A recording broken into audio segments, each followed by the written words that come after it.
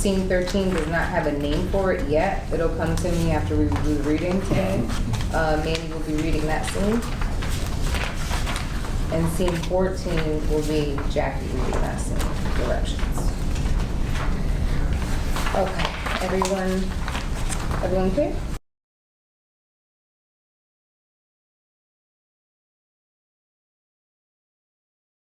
Okay, reading the synopsis.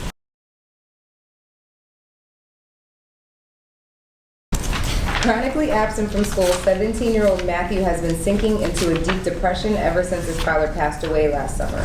His best friend Spade is finally excelling in school and owes it all to Mr. Pat, Mr. Matthew's trusted school social worker. With a newly ignited passion for entrepreneurship and a curious friend who loves to mix creative drinks, what will happen when disguised opioids are introduced to the teens? When life takes a turn and curiosity gets the best of Matthew and Spade, what will happen next? All right. Scene 1. You need to be in school. Ma's in a rush. She's talking on the phone with her friend while searching for her Clean Friendly's apron. Channel 8 News is on in the living room. Channel 8 News. Individuals at increased risk of opioid misuse include those with acute and chronic pain, physical health problems, or a history of mental illness such as depression or other substance use or misuse. Youth who have witnessed a family member overdose or have had a large number of friends who misuse prescription drugs are also at an increased risk. National data show that nearly half of adolescents ages 12 to 17 who reported misusing pain relievers said they were given or bought them from a friend or a relative. This number is over half for young adults age 18 to 25 who reported misusing pain relievers. Right. That's what I said. Girl, I seen it on Facebook. When you practice this monologue, do it spitfire. Yeah. Like, once you memorize it, I know it'll come. Yeah. But she talks fast. Okay, cool. And she's flexing a little bit in front of her friends. Yeah. Right? So the way About she the talks to guys mom and is going to be different than she talks to her son. Yep. It's going to be different than how she would talk to Miss Angela. I don't think there's ever any interaction with her and Miss Angela in this version. But this whole thing is like so fast. So I was just rereading it over too. yeah.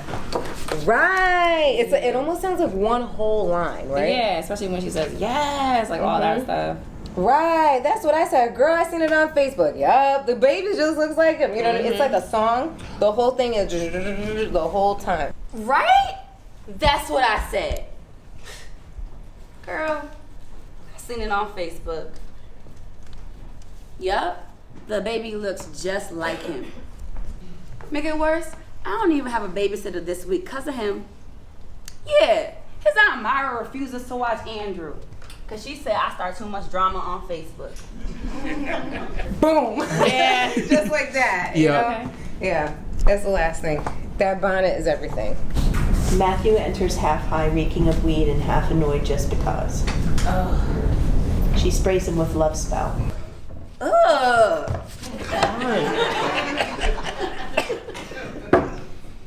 Have you seen my clean apron? The Friendly's one? I swear I come home with 3 new ones and they all go missing every time. I swear I come home with 3 new ones and they all go missing every time. Probably left it at the laundromat the last time. No, I didn't. So here's a moment, okay? This is let me process this. I can't believe she's even bringing this up, knowing how intense my feelings are about my dad, right? So you're like beyond offended. You're beyond hurt that she even said that to you. It's like a dagger that I just threw at you by saying that. Okay. So let's see what that looks like on your body, okay? On your face, everywhere. All right, so let's go back to that. I'm more thinking about how you're gonna get your life together. I don't want you turning out like your dad. I'm not no user. That's not what I'm saying, babe. Don't talk about it. Every time I go to school, they talk about what happened on the news. Every time I go to school, I'm always reminded what happened last summer. How they seen him on the news slumped over dead in front of the package store. I'm not no user. Good. How did that feel? A knock at the door. Ooh. He looks through the peephole. It's Mr. Path. Oh my God. Hold on. He sprays himself with his mom's love spell. He opens the door. Hey, stranger. What up? What up? Really? Hey, stranger. What up? What up? Really? You gonna let me in? Yes, sir. Look, we all know who you are, but you can't be worried about your old reputation. Every day is a new day. Look, Matt, we know who you are, but you can't be worried about your past.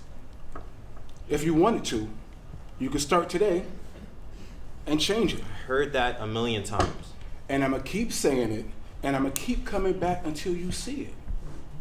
You're special, Matt. There's thousands of kids out here, but you're more of a leader type. There's a reason why these kids keep asking for you. I see it in you, and I can't wait until you graduate. Aye. A knock at the door. It's Spade. He lets himself in. Hey, Mr. Pat.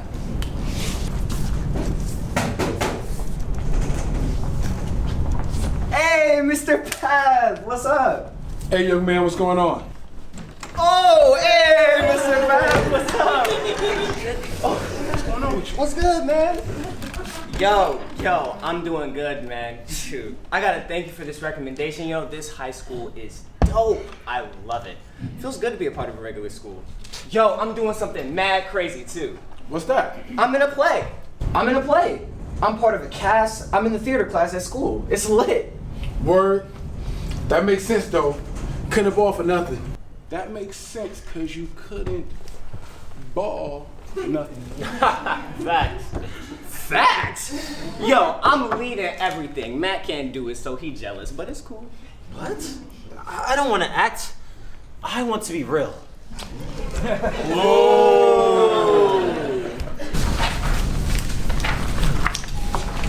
Scene 3, home away from home. At the Miss Angela's apartment next door, Matthew is taking out her garbage as usual. Hey, Maddie Matt. Stop calling me that. These kids, where's the respect? Sorry, just not in the mood. How are you, Miss Angela? That's better. You know I don't like negative energy in my house. I'm sorry. In the last rehearsal, we had a deep discussion about this, and we had Miss Angela come in, and she had the all white, and it felt very savory. In which, in reflection, looking back, I was like, wow, that was so like, yeah. It's almost like she's an angel, and I'm going with Angel because her name is Angela, right? And in my mind, I'm like, yeah, she kind of does save the day. But then once you play that out in front of people, that might invoke a little resentment. Yeah, it might. That, you know, it might, I can see on all ends how it could be like, well, why does this always feel like Someone this? else coming in and solving the problem. Like a savior Mom does complex. it. Yes, Yeah. exactly. So that was great feedback, and so out of that came this. What? Hold on! I'm disabled! Hold on!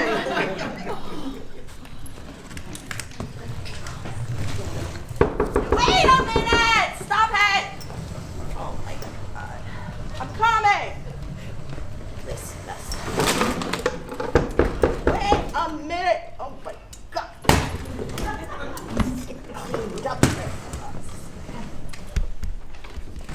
Hold on here. Maddie, Matt! Can you stop calling me that? What are you talking about? Is that any way to talk to your nice neighbor? Huh? Huh? Sorry, I'm just not in the mood. These kids today. Look, I don't like bad energy in my house. You know what to do. Come on.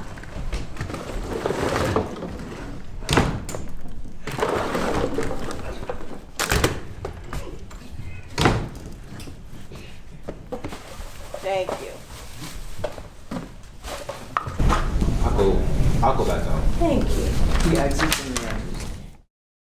Cool. You felt some areas where you wanted to make tweaks for yourself? Yeah. Yeah. All right.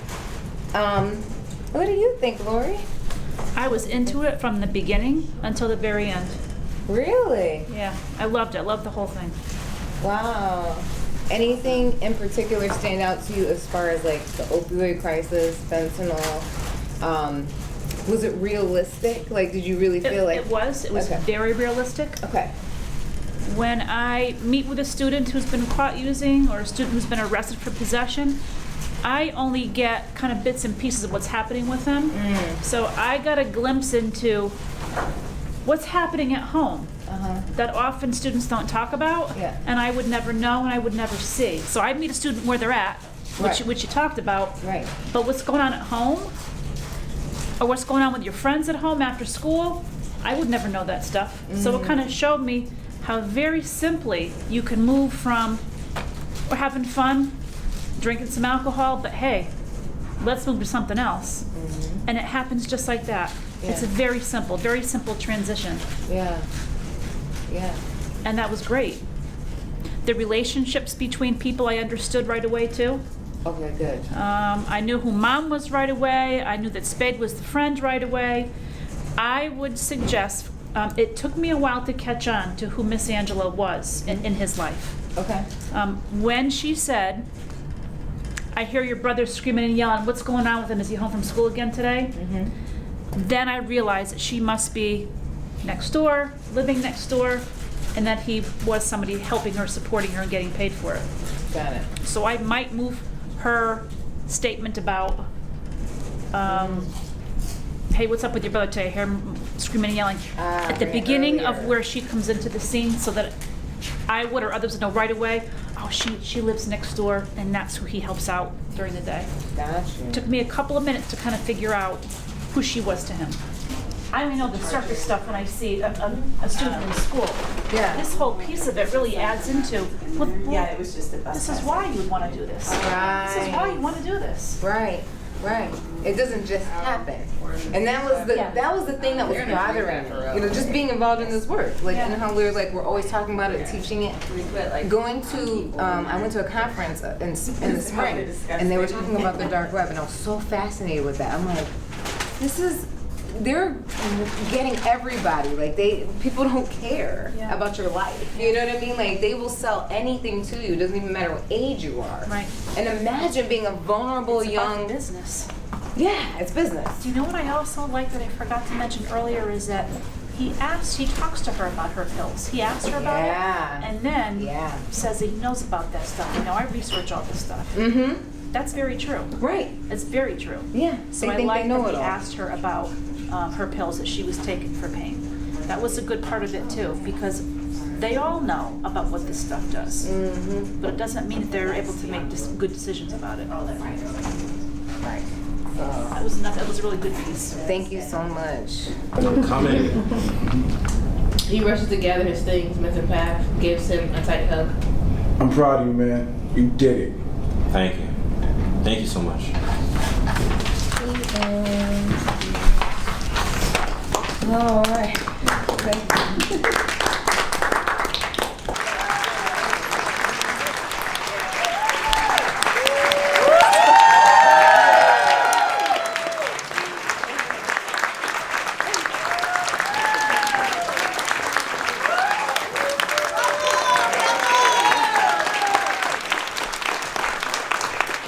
Oh my goodness. Thank you so much. So at this time, we're going to transition over for our panel, but I'd like you to take this moment while it's fresh on your mind to write on the survey. Let us know your feedback and your thoughts about the production. And I would like to have my panelists come up here to sit at Ma's table. Thank you. Cool. Before we start, I do actually just want to thank the cast one more time for that incredible performance. I was lucky enough to be able to see one of their rehearsals, and they've put so much into this. They've done such great work, and especially for the young members of our cast, it was really breathtaking. So thank you to them for everything that they put into this, and thank you, of course, to our playwright, who really brought this very hard topic to talk about into a very much fuller picture than I think we sometimes get. And she was lovely.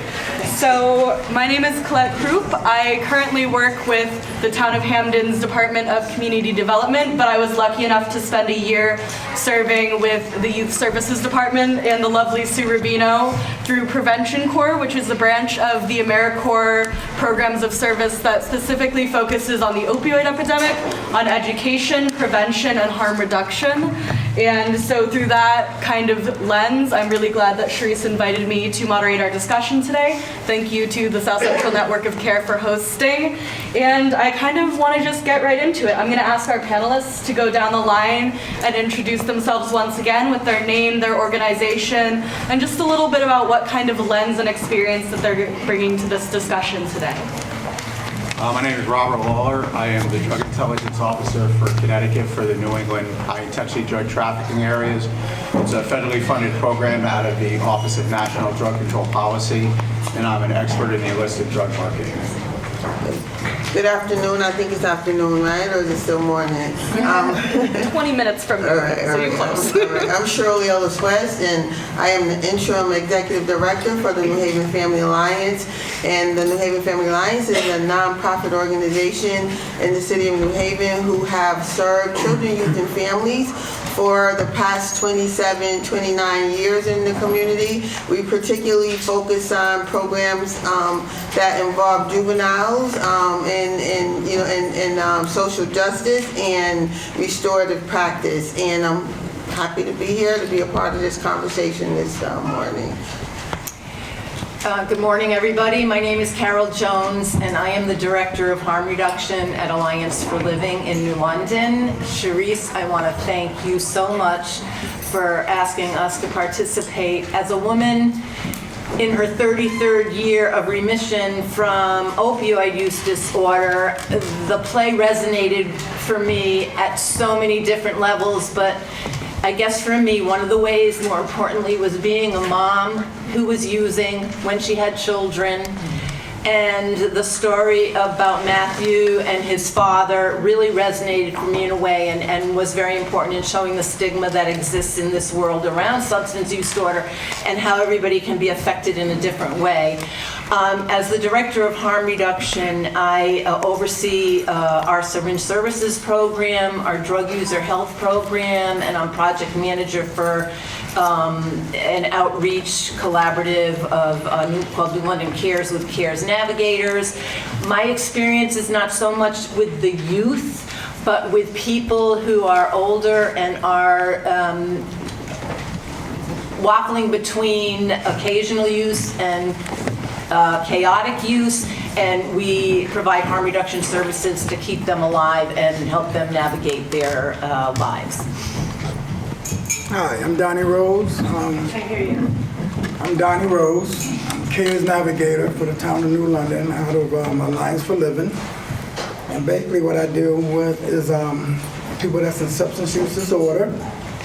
I provide resources and outlets to help people that's in substance use disorder find ways of seeking help and medical-based treatment and things of that nature. And we deal with families. I'm out there in the community on a daily basis, making myself accessible and available for them to come see me whenever, whatever problems they may be dealing with, and to point them in a direction that will be helpful to them in the community, with families and some young adults that we deal with also. You know, and this thing is no one's exempt, so we make ourselves available all the time. And just quickly, if Sharece, I know we all know you, but just a couple words. Okay, so I am the playwright of this piece, Matthew Rising, and chair of the New Haven Collaborative. I am an employee of Clifford beers, and yeah, I'm involved in a lot of this work having to do with the opioid crisis, specifically through DMHAS, with running education groups in the community, New Haven Housing Authority residents. I see y'all, I'm really happy to see y'all, but we've had a lot of engaging conversations about substance use disorder. Thank you. So we're gonna do a couple questions for the panel, and then if we have time, I will let us go to audience questions.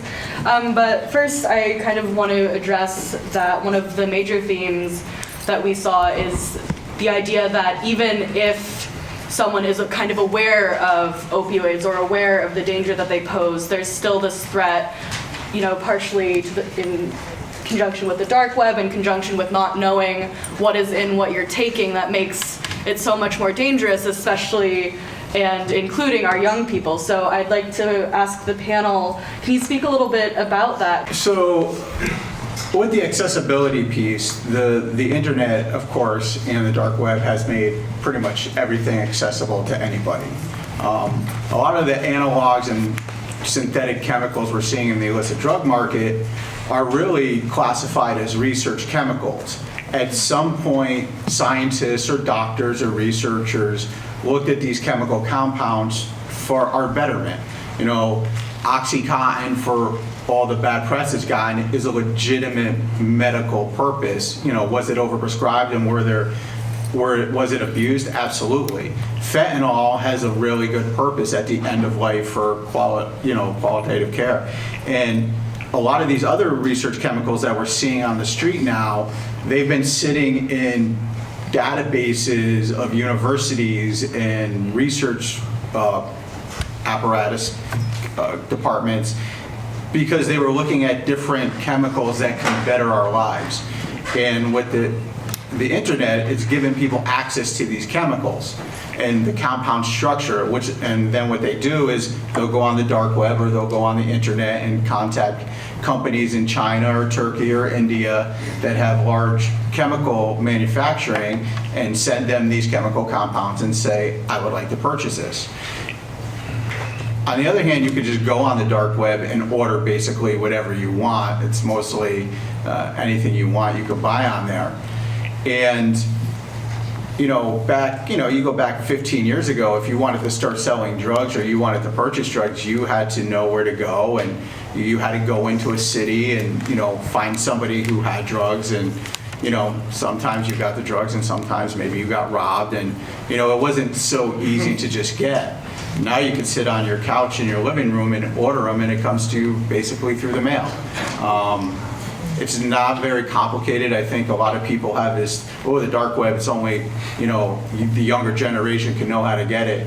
It's really not that hard. You could download the Tor browser in about 10 minutes, probably less, and start surfing the dark web in in 5 more minutes and find what you want and order it.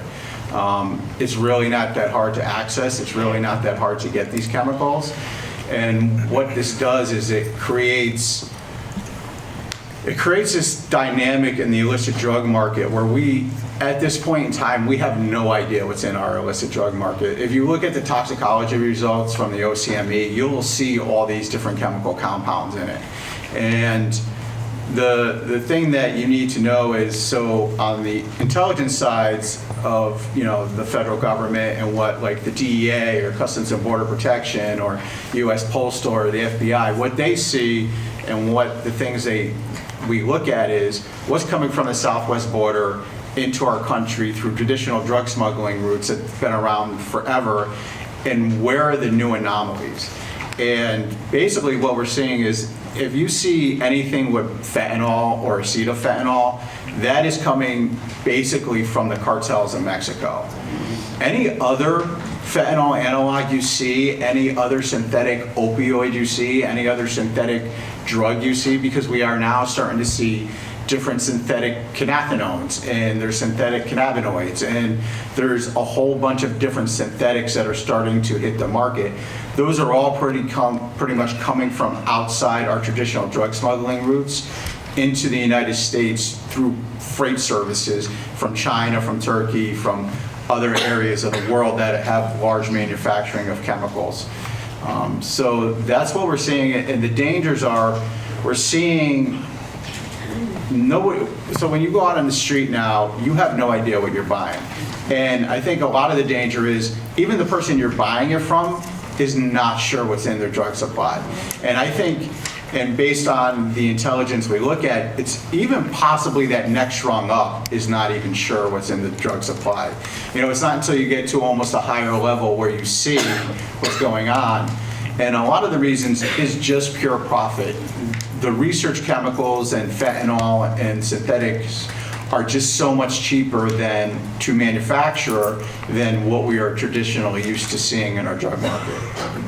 To move on to our second prepared question, as in the case of Matthew's home, a lot of times family circumstances can really impact the ability of a young person and their family to be able to seek help or engage in their community. And what are kind of some resources that you would all look to for both families, and what kind of advice would you give to perhaps providers and other people in the care circles for these individuals that would really be able to help? So I'm gonna rephrase, well, not rephrase, but I'm gonna, because, you know, I'm smart enough to stay in my lane, and this is gonna be my lane. So again, I operate a nonprofit in the community where we serve children, youth, and families. And, you know, and some of the things that resonated with me, you know, in this play was the relationship between the parent, the relationship between the two friends, the relationship with the neighbor, and, you know, how, and just simply some of what is just adolescent behavior, you know. And so you know, so Matt, you know, so we see, you know, in our work and in our communities, and I won't be sharing things with some of you already understand these dynamics. And, you know, many of our young people, you know, within family systems, particularly family systems that are run by single moms, you know, I mean, so some things that mom might have wanted to pay attention to, mom was not able to pay attention to. Matthew was, you know, initially in the play, he appeared to be, you know, really moving towards depression of some sort, you know. But mom, you know, mom had to do what mom had to do, so, and she had another child to focus on, and so decisions being made, stressors being put on Matthew. There was a lot being put on Matthew that didn't belong to Matthew, but quite often, and particularly in families of color, young men of color will certainly step up to the plate a lot earlier than they need to support that mom in whatever mom needs, whether it be her saying, I need you to babysit so you can't go to school, I need you to work, but it's a role that quite often we see young men of color move into much too early, and what that does is, you know, put a lot more stress on the stress that they're already dealing with around their adolescence, because this is the stage of life that they're in, you know. And so the neighbor, Alice, bless your heart, you played that role so well.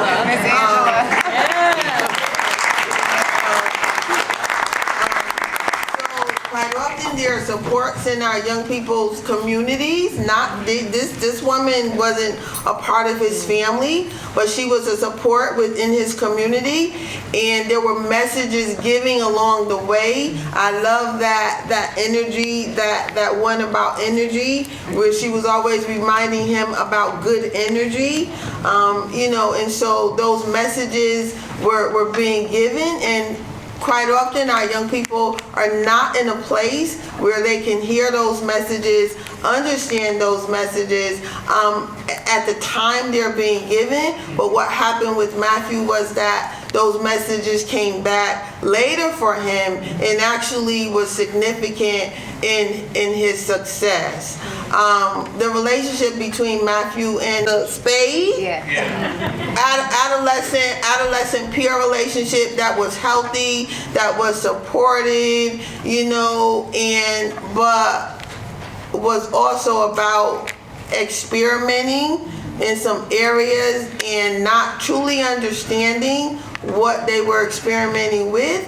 And out of that experimentation, out of adolescent experimentation, we quite often see young people find themselves in some real harmful, riskful, and deadly situations. The social worker, again, another resource that if these young people had not had access to, then, I mean, that were critical in their adolescence, in their stage of life, and that they had access to, He hung in there. He didn't, you know, he wasn't there for a short period of time. You gotta stay for the long term. You gotta have some patience. You gotta move in the flow. In other words, you know, you gotta meet them where they are. And so these were the things that resonated with me that are so important in families, in the lives of our young people, when we're thinking about things like substance use,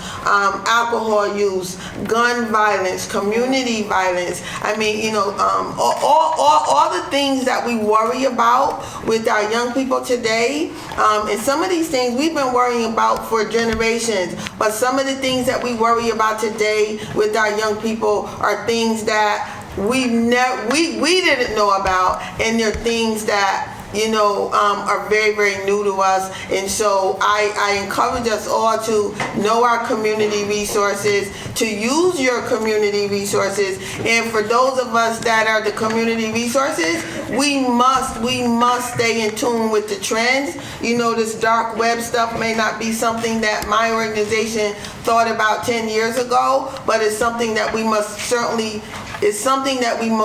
need to familiarize ourselves with going into 2020.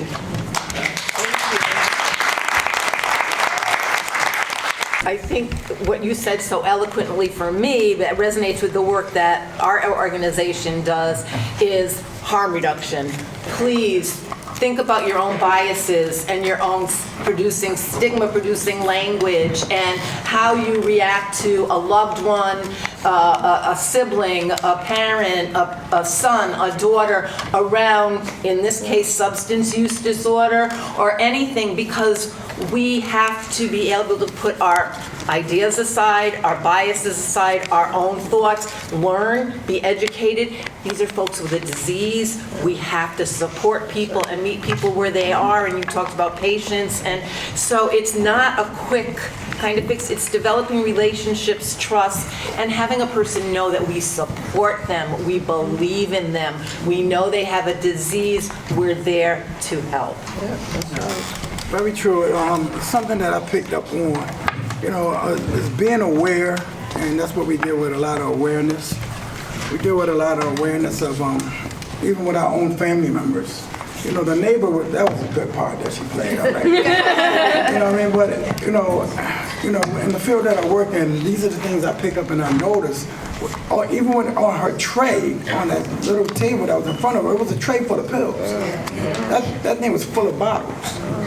And you know, the youth is there, you know, Matthew was in there. It's just unfortunate, I'm fortunate that he never got nosy enough to look at this thing.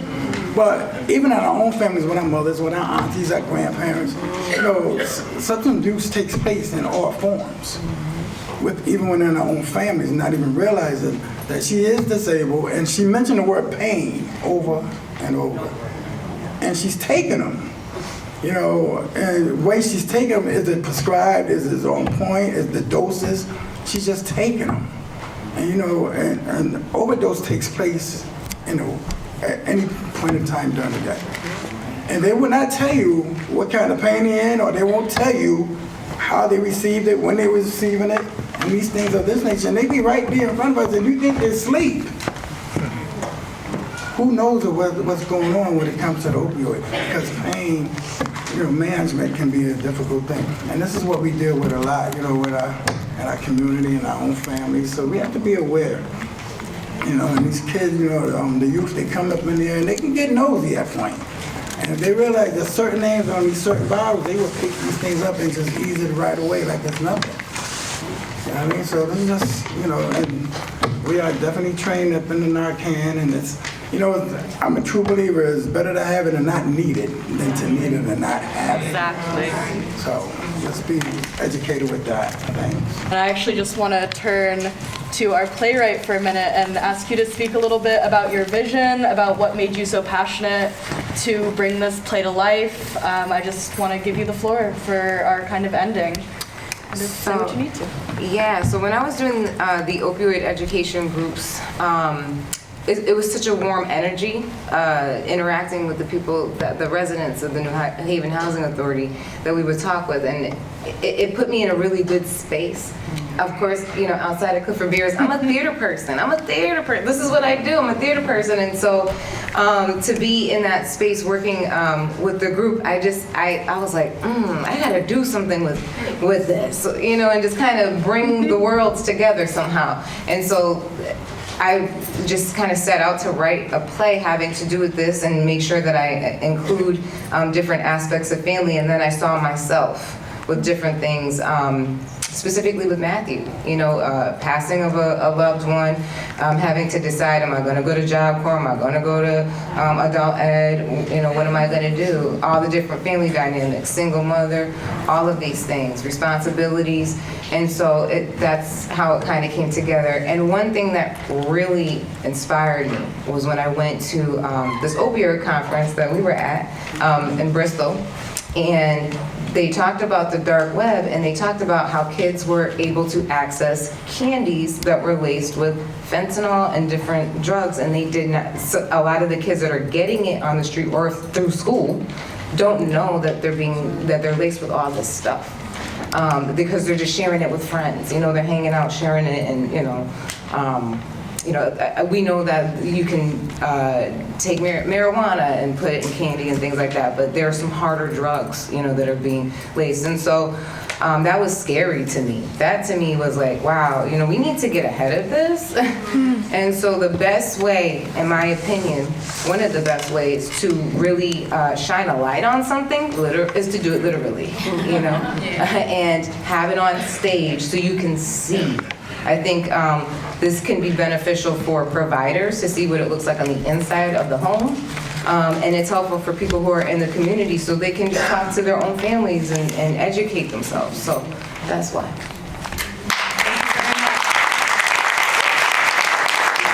Thank you so much once again for coming out. Please feel free to contact me directly. My email address is below. Thank you. This play about this crisis is also about relationships. It's about relationship building to know how we can have some impact on curbing this crisis within our community. So this play was actually helpful in bringing it out and bringing it into the light and bringing it into the community, and I can't wait to see more of this. And a very important piece. You know, that's what I felt. So it was a joy to watch them on stage, help bring these characters in this situation to light. But I liked everything about it. Today's play was actually awesome. I think it brought great enlightenment and understanding to an epidemic that honestly I knew nothing about. I know that the best way to catch people's attention is definitely to do it through drama. So it has definitely made an impact. I enjoyed it, and I hope to see it again.